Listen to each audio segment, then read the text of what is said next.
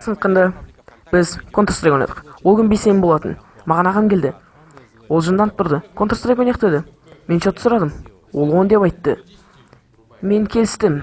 Компьютерді қостық. Ойын басталып кетті. Біз атсоға кеттік. Бізді өлтіріп тастады. Масқара. Екінші раунд басталды. Біз мылтық алдық.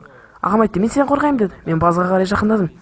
Есіктен қарадым. Ол шықпады. Терезеден қарадым.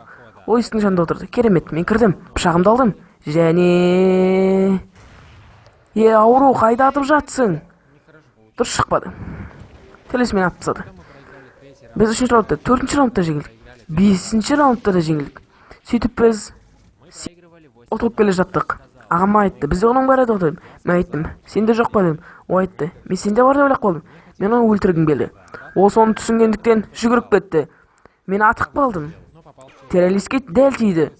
Керемет, мен таң қалдым. Ағам да таң қалды. Сөйтіп біз келесі раундқа бардық. Екі жаққа бөлдік. Мен сол жаққа қапталдым, ағам оң жаққа қапталды. Мен ағама мені қорқа деп қолмен түсіндіріп жаттым. Ол да маған қолмен бірдеңе түсіндірді.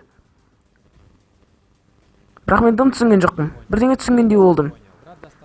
Ағам пышағын алып бір түрлі болды. Террелісті пышақпен келе жатты. Мен атып қалдым. Терреліске дәл тиді. Керемет. Содан соң 3-ші раундта да 4-ші, 5-ші ретте жеңдік. Сөйтіп біз 8-8 чот теңестірдік. Мен күлдім, ағам да күлді, террорист те күлді. Сөйтіп бізді өлтірді.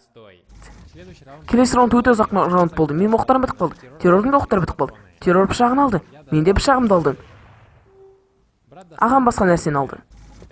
Сөйтіп 3-ші раунд келді. Мен тығылдым. Ағам да тығылып қалды. Сөйтіп террелис атып жатты. Мен жараланып қалдым. Ағам айттым, оның көңілін аудар. Ол жүгіріп бара жатты. Террелис атып тастады.